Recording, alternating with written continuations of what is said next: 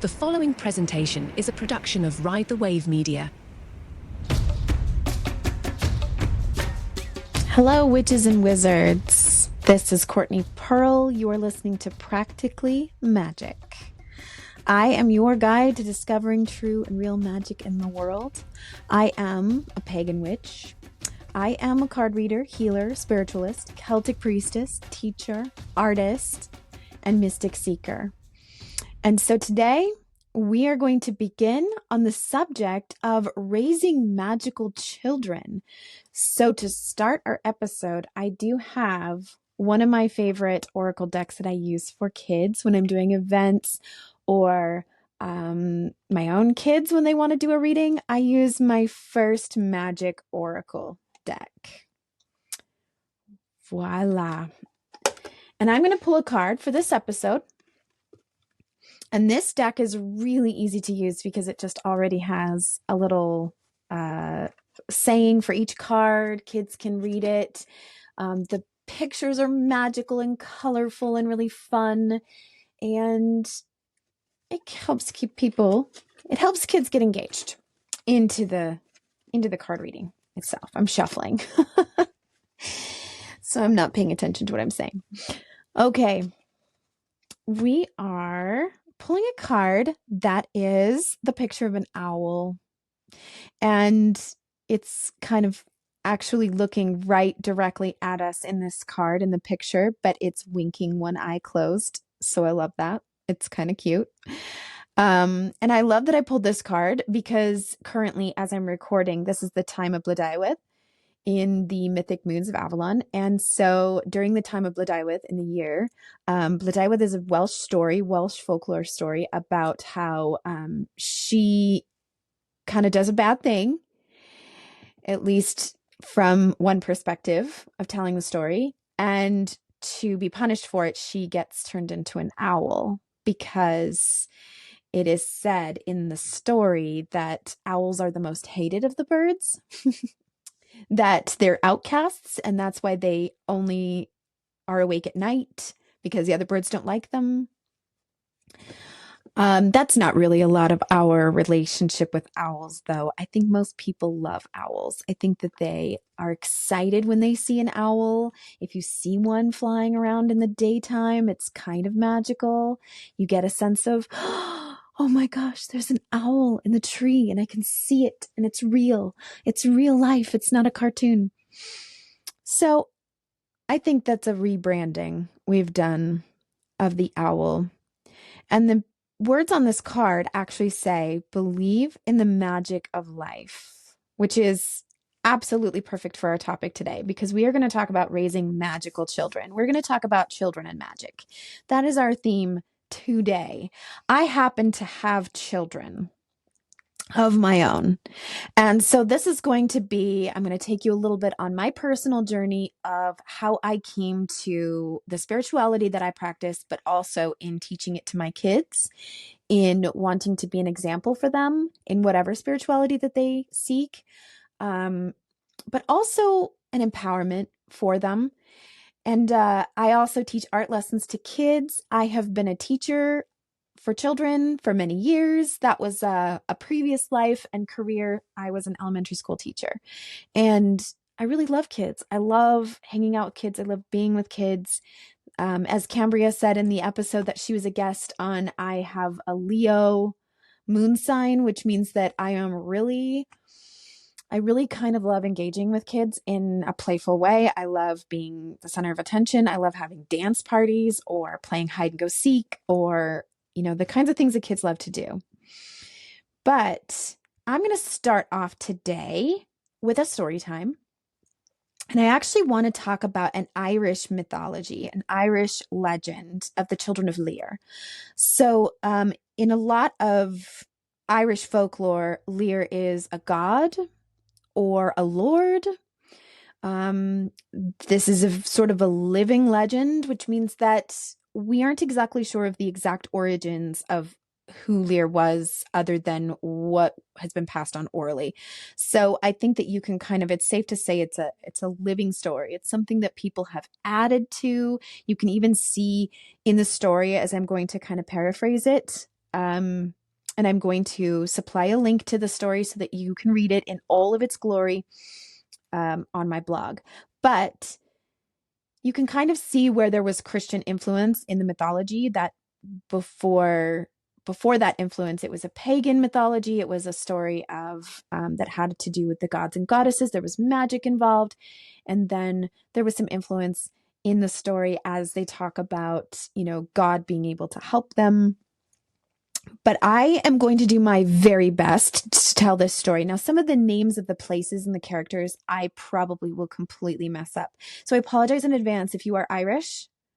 If you know these words and these places and you know that I am saying them incorrectly, just know in advance, I am doing my very best, having not lived in that region, and I will do my best to credit it to what it is. Okay, so in the story of the Children of Lir, I'm told that this is a pretty well-known story in these parts of Ireland.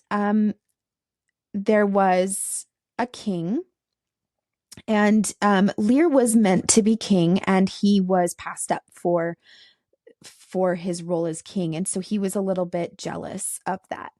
And so the king, who is named Bod, I believe King Bod, offered Lear his daughter, pronounced Eve, as kind of a peace offering for their feud, and saying, I'm sorry, I'm going to be king, but I am going to give you my daughter as hand in marriage, and you can be the lord of your own lands.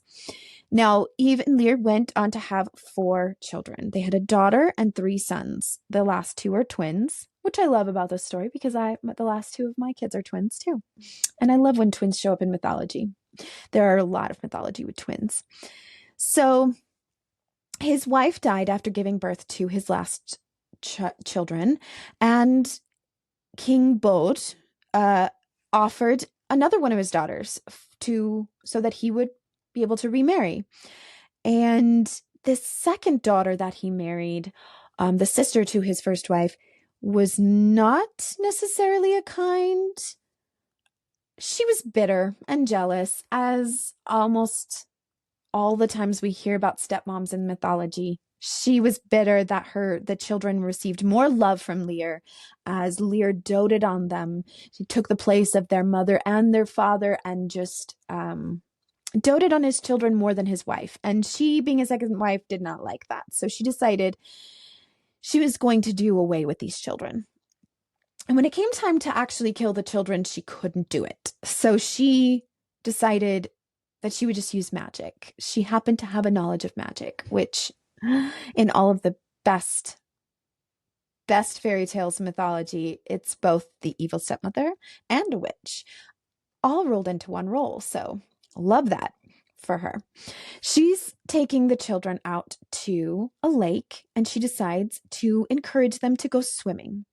And as they get into the lake to go swimming, the North Channel, the names and places in this mythology, I love, just like in the Welsh mythology, they are actual places. So people who live in these lands, they are connected to these stories. They can visit these lakes, and they can talk about the Children of Lir being in this lake. So the children go for a swim, and she uses a magic spell to turn them into swans.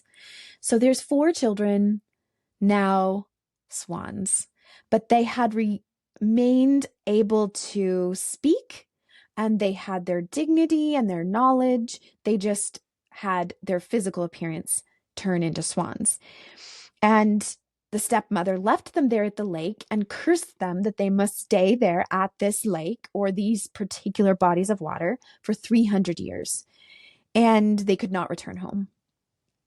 And of course, when she got back, Lear noticed that she came back without the children. He was very upset, and he told on her to her dad. And he told King Bod that his new wife, his daughter, the king's daughter, had done something to his children. And she was punished. She was turned into the shape of a demon of the air. I'm not exactly sure what that means. Maybe he turned into a bat. I don't know. I'm just kind of picturing something like that. So there she remains, and that was her state she was left in. And Lir, going back to look for his children, could hear his children's voices singing at the lake, but all he could see were the swans, 4 swans swimming in the lake. And so 300 years came and went. They were still swans. And in the story, they move from bodies of water.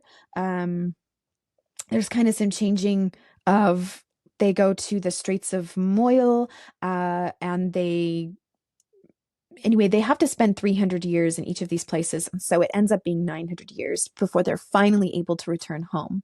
And apparently they're still swans. They get to go home being swans, but when they get home, they realize that it's completely abandoned and nothing but ruins left, because now they've spent nearly 1,000 years being swans. And finally, they were able to find an in this case, the story changes a little bit to where they pray to God and God blesses them, and with their belief in God. So this is where there may be some Christian influence into the mythology, where it says that a monk was able, in some versions, it's actually St. Patrick himself. I love that. Don't we love St. Patrick for all of his work in driving out the pagans? But anyway, he was able to transform them back into humans. But at this point, they are not children anymore. They are old. So when they are transformed into humans, it's an old woman and 3 old men. And they asked just that they be baptized before they die. And again, there's that Christian influence into the story, but they are able to be baptized before they die. And then this is the end of their story. That is their fate, to be swans for 900 years and then to finally become human again right before they die. So I am telling this story because we are going to talk a little bit about children today and the raising of children into a magical sort of upbringing and how that works. Because I did have a question from a listener a couple of episodes ago, if you go back, where I invite people to write in questions, things that they might want to ask. And I love to engage with the audience on things like that. And I had somebody reach out to me and say, talk about whether or not these practices that you're teaching or talking about, or, anything that we talk about in our subjects, if it's appropriate for children. And I have a lot to say about that. And there is kind of a school of thought, like if you were going to dabble into certain practices of witchcraft, or if you were going to dabble in certain practices of paganism, there is such a thing called sex magic, and there is things that are just for adults. But as I am telling this story, I want it to be very clear that this is not just indoctrinating children into witchcraft. This is about teaching children the ways of empowering themselves to believe in magic. And truth be told, children do not need a lot of convincing that magic is real, okay? Because they come out of the womb and being raised really believing in magic, understanding energy better than us adults. We're the ones who have been sort of indoctrinated or trained out of thinking that that could be real, that there is such a thing as magic, or there is such a thing as energy in the universe, or unseen forces. And it takes quite a bit of convincing to let adults know that there is that magic in the world that they can access, that they can be empowered by. Children already believe in it. So let's just say this is your letter to Hogwarts. You are, you have been found to be a magical person. We, the Council of Magical People, have dubbed you worthy. That perhaps you are not the muggle you thought you were. And sometimes I hear people use the term muggle when they mean people who just really don't believe in this kind of stuff. When they don't speak the language, it seems really foreign to them. It almost makes them uncomfortable to talk about or think about. And that's okay. That's not a bad thing. There's nothing wrong with you if this is just kind of not your thing. But we can refer to those people as muggles because they just are existing in their life in a different realm than we are. We're existing in a realm that does participate in magical things. And that can be even the most superstitious rituals that you have. It doesn't really matter. But I am going to start off by telling you a little bit about my story. So I was raised, give or take, loosely in the Mormon tradition, in a Christian fundamentalist Mormon tradition. And I say loosely because my particular family was not what you would call the true believers, I guess, in that my parents were raised in traditional Mormon families. I am a descendant of the Mormon pioneers. I'm sure if I go back in my family history, I would find exactly the person who was converted, and they were probably converted to Mormonism directly from someone who knew Joseph Smith. So if you know the church history at all, and it is a fairly new Christian church. I mean, we act like Mormonism is really kind of taking over the planet, but that's because we live here in Utah. And so that's kind of my own, just where I come from religion. And I think that there was a deep sense of growing up like, okay, I don't really have to subscribe to everything in this doctrine. I'm just exposed to it. This is what I'm exposed to. So following in the footsteps of my more recent ancestors and my pioneer ancestors, I was just doing what was expected of me at that time. So I know that early on, I was kind of we use the term Jack Mormon around here. Like, it's like you kind of like pick and choose what it is you're going to do and what you're going to participate in. I never saw anything wrong with that. It was just kind of like, religion and spirituality is personal to everyone. And now looking back on it, kind of looking at even, I have lots of family still, very much devoted members of the church and friends and people I really care about and love and respect. And so I want to just point out that I really do understand what that means to them, and that I understand the value of participating in that kind of an institution. So for me, I stayed longer going to church as an adult, probably because of those reasons, not because of my belief or testimony in it, but because I was very much comforted by the certainty of it all, especially when it came to what am I going to pass on to my own children.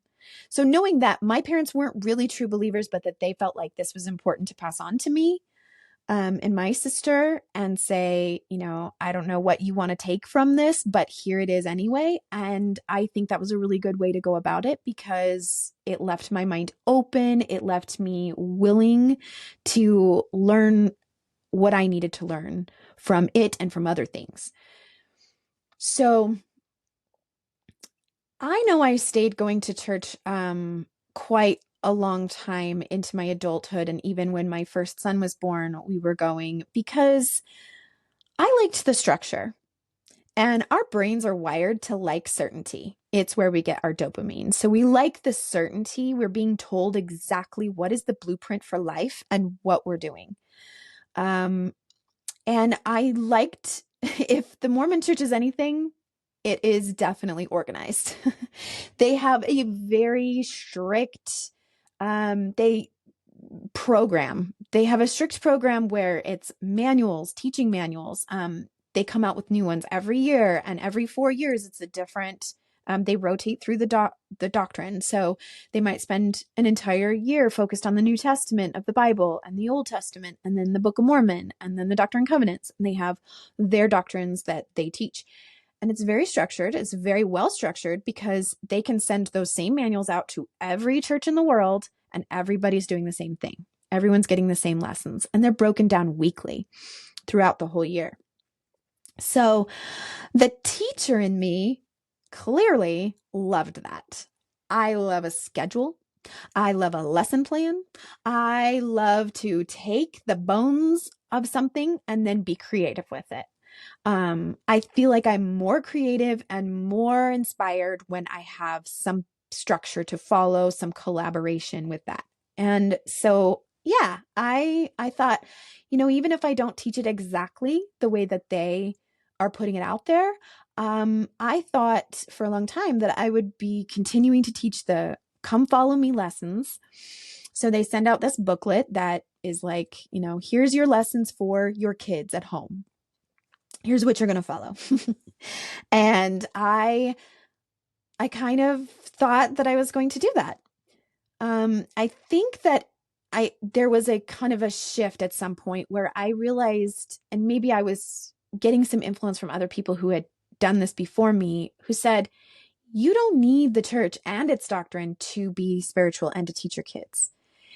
It is something that maybe will take a little bit of work on your part to structure something, but you can do whatever it is you want with your kids and your family, and it doesn't have to follow suit with an organization. And once I kind of got brave enough to try that, I did get myself a binder with 12 tabs. So there would be 12 different themes, 12 months of the year. And this was the beginning of my kind of trying to piece together, how am I going to do this? And I started with stories. I have young children. And even if I didn't have young children, I myself personally love stories. I love what stories have to teach us. I think stories, whether told in movies, written down in books, or even on your Instagram reel, I feel like stories are a powerful, powerful connection we can make to each other. It's like having living art. There's an art piece that you might connect with because it has the colors and the emotion that you're vibing with, but stories kind of make that come alive to me, with characters, with events, with things that happen. And I've always been like that. I think it comes from my grandma, my mom's mom, who was a storyteller.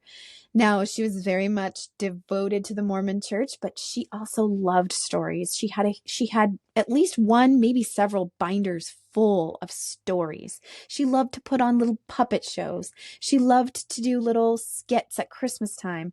She loved to gather us around or to put us to bed at night when we were visiting her house. And I remember distinctly how she told the story of Beauty and the Beast to me in the most original form that it was first published in. So I think in the original form, he had the head of a beast, but the body of a man or something like that. So it was very creepy when she told the story. But I remember her telling us the story of Beauty and the Beast before the Disney movie came out. Yes, I know, I'm old. You don't have to point it out. I get it. But it was before Disney put out the movie Beauty and the Beast, the animated Beauty and the Beast. And she told us that story at bedtime. And I mean, if you don't believe in magic, the moments that I spent with her connecting to those stories and making the images up in my head as she told it to me and as I fell asleep, that's a pretty magical moment and will always, always bond me to my grandmother, no matter what our religious beliefs are, no matter what.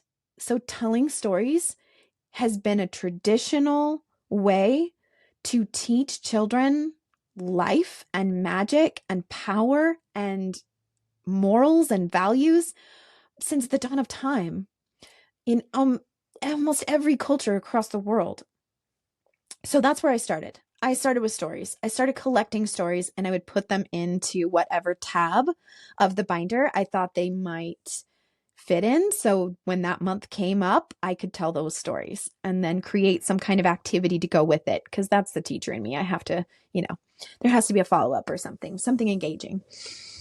Now, I will say that this doesn't solve the problem of trying to take, what I wanted to pass on to my children as far as something to guide their lives, to teach them something about magic.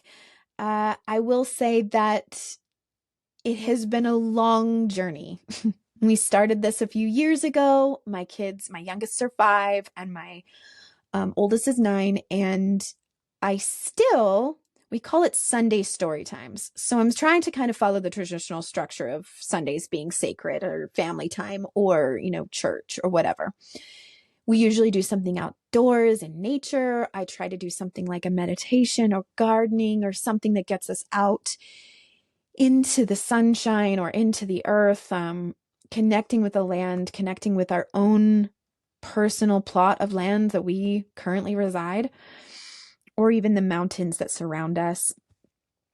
And to tell you the truth, I still say to my kids on Sundays, okay, guys, after breakfast, we're going to do our Sunday story time. Or, hey, I'm going to turn on the fire and we're going to go snuggle up in a blanket. And this is what I'm picturing that it's going to happen. This is how I think it's going to go. My kids are just going to love snuggling up with pillows and blankets next to the fireplace, the hearth of our family home, or even outdoors near the bonfire or around, whatever we're doing. And they'll just be so excited to hear another Sunday story time, a new story every week or whatever. This is how I picture it's going to go. And I can tell you right off the bat, it absolutely 100% has never gone like that. And I am telling you this because if anyone is looking to seek something that they can do with their kids that is maybe they're transitioning out of a traditional church environment and they want something that still engages in community, that still holds the structure that they're used to, this is what I attempted to do and am still attempting to do. I still think it's worth the effort. I think it's worth the try to create those memories. And I think sometimes moms end up being the lore keepers and the spiritual holders of the family. I hope that's not the case always and in every situation, but it does tend to fall on us women and mothers to offer that to our children. So here, I have really had moments where I am kind of wondering, okay, how much do I make my children sit down and listen to a story? And is that just like doing the exact same thing that church was doing for them, which is like, you have to listen to this and you have to do it and you have to participate in it? Or like, let go of that altogether and just be like, hey, if you want to do a story, I'm here to do a story, but we don't have to. And in that case, we may never. I'm not really sure the right answer there. I am still figuring that out because I feel like if I didn't kind of push or almost force my children to sit down and listen to a story, even for a few minutes, it would never happen. And how did our indigenous ancestors, how did they carry traditions on to the next generation if they didn't maybe kind of force their kids to sit down and listen to the stories?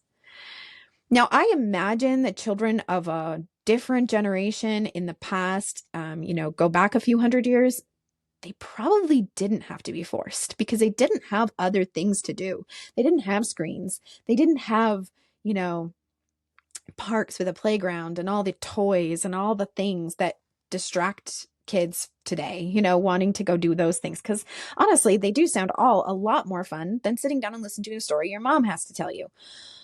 I get it, which is why I've kind of, tried to create like no screen days. Sunday is going to be a no screen day. None of us, even mom and dad, are going to be not on our phones. We're not turning on the TV. We're not playing video games. We're not doing any of that. And so if you want to be entertained, it's going to be with a story. And perhaps that will be encouraging to them. But I collected stories from everywhere and everything. I collected stories. I have mindfulness for kids, little cards and activities that are kind of from a Buddhist practice of mindfulness. And I have Buddhism for kids. And I collected stories from Hindu. Some of them are Chinese folk stories. I have a list of children's stories that I will provide on my blog. So for those of you who are like, where do I even begin? How do I collect stories? How do I collect things that have a moral to them? I collected a bunch of different kid-friendly stories that are beautiful with beautiful pictures, something that would be more engaging and encouraging for them to come and sit with me. Don Casey has one called Winter Tales. One of my favorites is Angela McAllister has written a bunch of books for kids that are kind of follow along the year. So I picked up A Year Full of Stories, 52 folktales and legends from around the world. So I will post a link to that.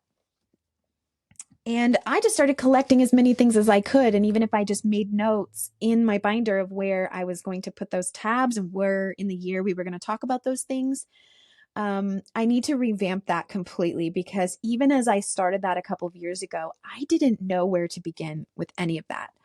I thought, okay, how do I even pick what themes should be each month? And I'm going to be honest, and this is completely crazy and silly, and I'm almost embarrassed to admit it, but I picked the Young Women Value theme from when I was a young woman.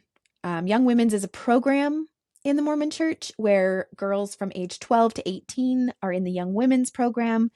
Back when I was that age and doing it, they actually had a little personal progress booklet that you were working on to earn your medallion or whatever. It was kind of like their solution to Boy Scouts for girls. Like they were like, what can the church have for girls to do that would increase their spirituality and connect them with getting ready to be a endowed member of the church, to be married in the temple, to be a mother, all of the things that we're prepping girls for, to be the free domestic labor of the church.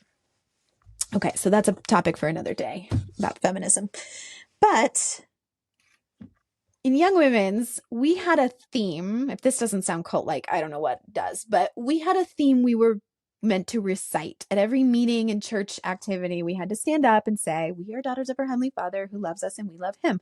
I used to have it all memorized. And there was a list of themes that we value. So faith, divine nature, individual worth, and on and it goes. And so I thought those were pretty good place to start. So I named each tab after one of the themes of the Young Women theme. So it was January was faith, February was divine nature. So those would be the focuses or topics of the stories or the lessons or anything else that I had to offer my children. And we would do Sunday story times. We would just do kind of like church at home. And it would be a program that I get to create and I get to build from the bottom up. And I also really loved getting inspiration on things to teach them about from like podcasts like this Secular Buddhism, which I loved because it was just fundamental, basic things about life that help us live our lives.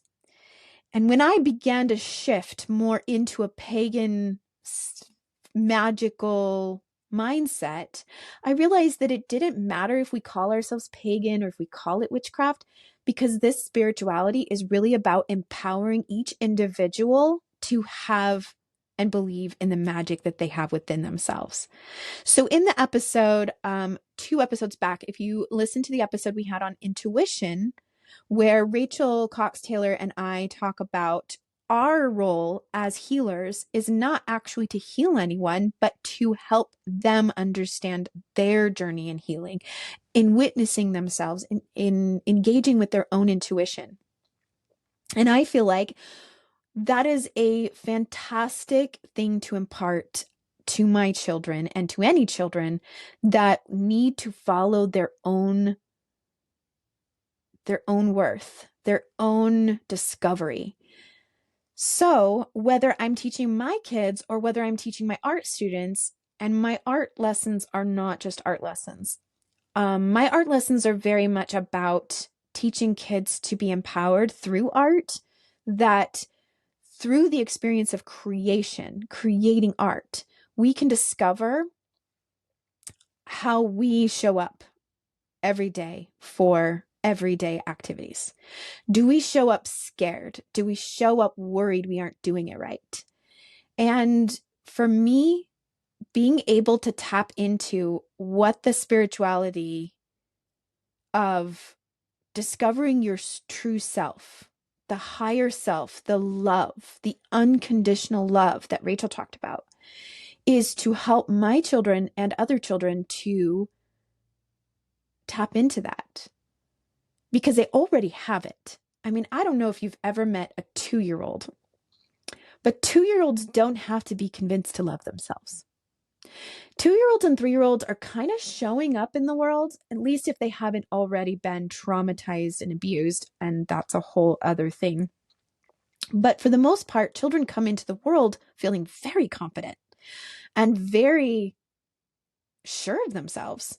And they also create things like art with absolutely no worry whatsoever of what anyone else thinks about it, because it's not about that. They create art simply and purely because it is fun to do, because it's magical. And you know why it's magical?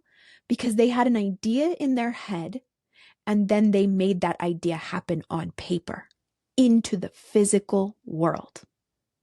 And if that's not magic, I don't know what is. I have an idea in my mind, and then I'm putting it out there into the physical world. And that is quite simply what magic is. So go back to my very first episode. What is magic?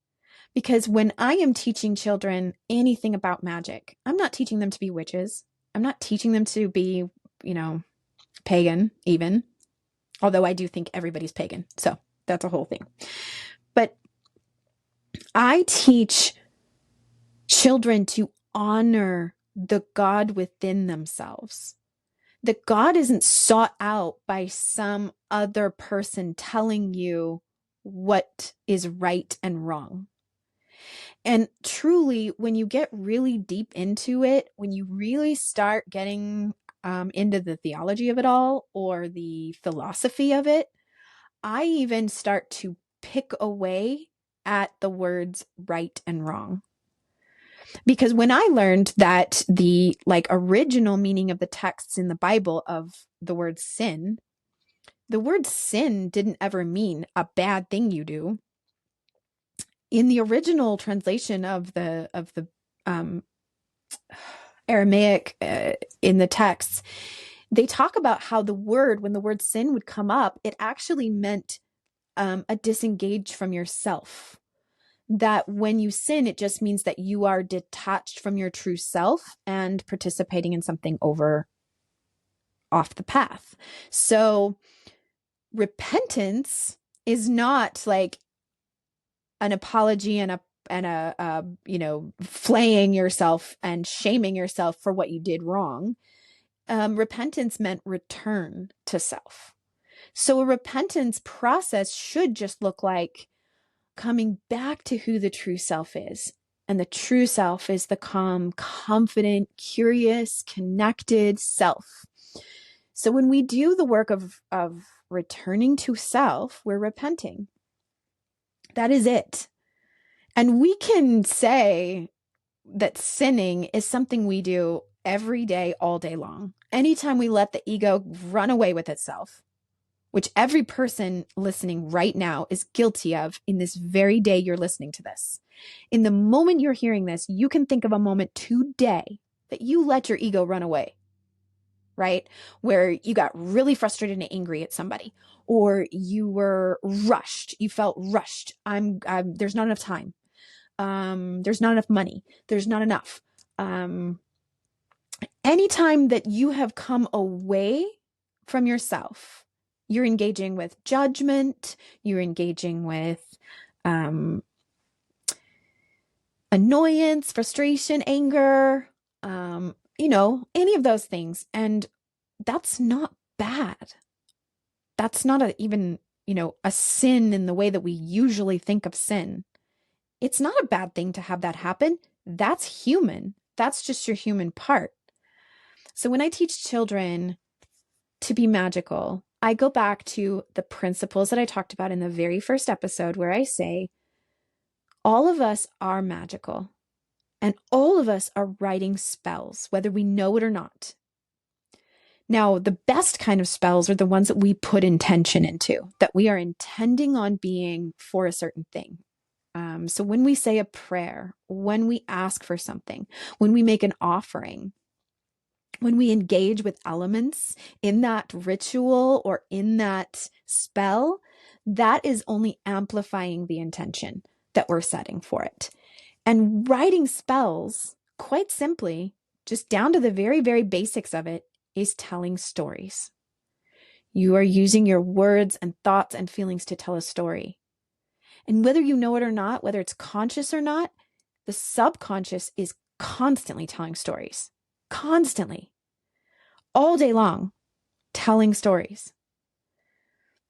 We need to be very careful and be very aware and mindful of what are those stories. What stories are you telling? And I love using art to kind of be a facilitator of this idea. Because when someone approaches a canvas or a piece of paper, are you approaching it with the story of, I can't do it. I don't know what I'm doing. I'm not good at this. I don't know how to do it. I'm a terrible artist. It's going to look terrible. Or as you're creating it, oh, this looks terrible. This is awful. Oh, I didn't mean to do that. Oh, I made a mistake. Oh, I should start over. Are you approaching the process of creation with the story that you are not good enough?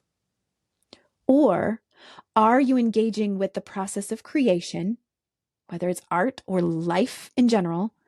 Are you approaching it with a thought of, I'm a magical being. I can make anything that I think or feel into reality. And whatever comes out of it is what's meant to be. And I will make it into something amazing no matter what. And I am also going to engage with it with enthusiasm. Someone once told me enthusiasm is like the feeling of God. Like it's the energy of God. So if you have something that you are participating in with enthusiasm, you're actually enjoying it. The creative process is not frustrating and annoying and a chore. The creative process is fun and creative and magical. Imagine the difference that you can make in what you actually make happen.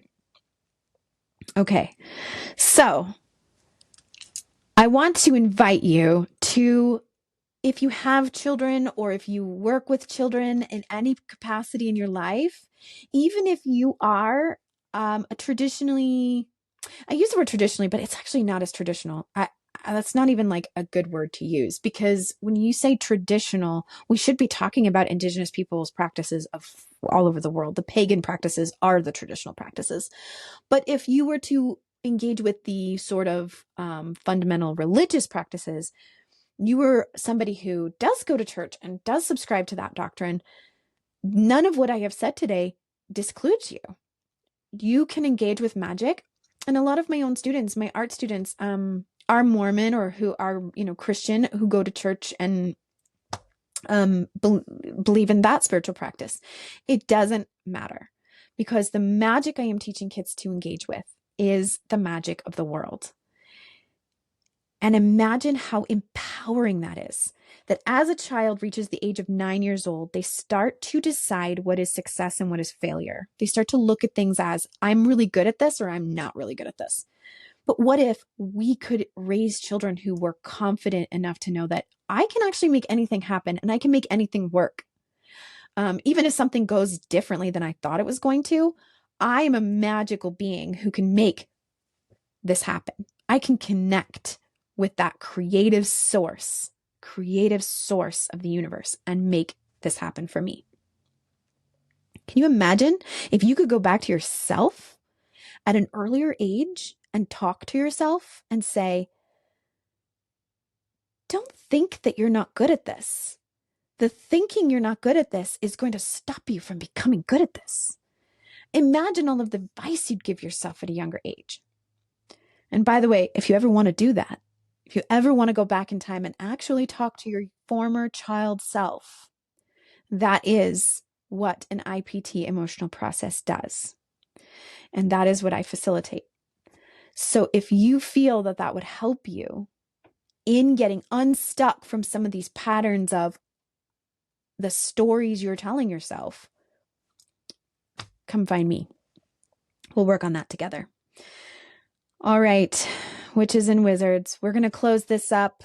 This was an interesting topic to bring forward for parents and teachers, and hopefully a little helpful. And I wanted to inspire you, even if you don't have children, to reparent yourself in that way of, I don't actually need anybody to tell me the structure of what creates my life. I get to be the creator of my life. And I'm a magical being who can do that. So join me next week. The topic for next week's episode is going to be witch burning. We're going to talk about the stories and history of burning witches and the whodunit. So, witch burning, whodunit. A couple of events I want to talk about that's coming up before we leave today. I have a Tarot for Tips event that I do with my friend Ben, the Fresh King Benjamin. If you know him, he's a local comedian and he has a great Daybreak following, and he's a really funny, fun guy, but he also reads cards. So we read cards together sometimes, and we are going to be at Ground to Earth Coffee Shop on Soda Row in Daybreak. That's on Kestrel Rise. And it's this adorable, cute little coffee shop. Not a lot of space, but I think we'll be fine. We're going to tuck ourselves into a little corner, or we might be outside on the patio. It's going to be a beautiful day on May 19th. We're going to be there from 10 to 12. And you can grab yourself a beverage, a coffee. They have the most delicious fruit-infused lemonades. I always get those in the summer. And they have invited us to come and do a Tarot for Tips. So that means we're just going to be there with our table and with our cards. And anybody who wants to walk by and get their cards read, it is just for tips. So you can pay as you like. Whatever you feel like tipping is going to be an investment in your reading. So I want to invite you to come and find us there. Come and see us. Come check us out. Just come say hi. And if you're a listener of the podcast, let me know, because I might have a little something for you. The other events I have coming up, really fun, are on May 17th on a Friday is my Heart Smart Art. So as we've been talking today in today's episode about magic and children, this is an emotional intelligence workshop that I do with parents and children. And I do this at Biscott's Cafe in Daybreak. So the last few events that we've done have been so fun. We get out, we do a breathing, we do some chanting and drumming, which is just, kind of singing songs and having fun. The next workshop that I'm going to be doing with the kids, this is age 5 to 12 and their parents. We are going to be doing another focus on anger. So we're going to be talking about anger. We're going to be talking about heavy feelings, and we're going to do an art project of painting rocks. Every child is going to go home with a little Scribble Spot mini book. So please look out for that. It's on May 17th at 2 p.m. And May 30th, coming up at the end of the month, is my next Healing Through Art workshop. This is a fantastic workshop I'm so proud of. It is actually the IPT emotional process I do one-on-one, but I've adapted it into a group session. So I've been doing this for over a year now. Every month I offer this workshop. It's not for artists. Anyone can do it. It just happens to include painting in the healing process and using the shapes and colors to paint out the heavy feelings that we have trapped in our body. It starts with a guided meditation, drumming. It's a relaxing evening. It's fantastic to do with family members or as a couple for date night. Please sign up on my website. And for that, you can look for links to my website on my Instagram at prism_healing. You can find me on Facebook, Courtney Pearl, or Courtney Pearl's Prism Healing. And you can also find me on my website, which is www.prism-healing.com for all of my events. All of my services are listed there. on my website anything that I do that you'd like to sign up for a session with me. I do card reading sessions. I do 10-point priority wellness plan sessions. I do emotional process, and I do Reiki sessions. So if you are looking for any type of healing, if you feel stuck, if you feel like your ego is run away, if you feel sinful and you need to repent, please come and see me for an emotional process and for some healing work. So look for my website, and at the top of my website, there is a little link or little tab that says blog. If you've enjoyed this episode or any of the previous episodes of Practically Magick, I offer a blog post for each episode. It is not a script of the episode. It is its own separate thing. But for the episode, I write some additional information or links or any of the resources that I've listed today on the children's books that I use with my kids in helping raise magical children. I am going to put all of that on the blog post. So please look that up on my website. And I will list everything that I personally have in my library for you and links to anything else that I've happened to come across. So I would like to thank Ride the Wave Media, Just Blaine, and their podcast network producing this podcast episode and all of the great work that they do to put out content like this. I would like to thank Sarah Elbert at Daybreak Treasures Boutique. She features me as an artist on her boutique and sells my work for me. And she's also one of my best friends. So I want to give a shout out to her and go look up her website if you want to see mine and other local artists. And I would like to give another shout out to all my Daybreak people, Daybreak business community, and the residents and all of the people who live in the Daybreak community. You are the best. I love you. You have welcomed me and made me a part of your community. And I get to self-title myself the Daybreak Witch. Daybreak's own personal witch. Come to me for your spells and curses. And I want you to go make magic, witches and wizards. So go out there, make some magic today.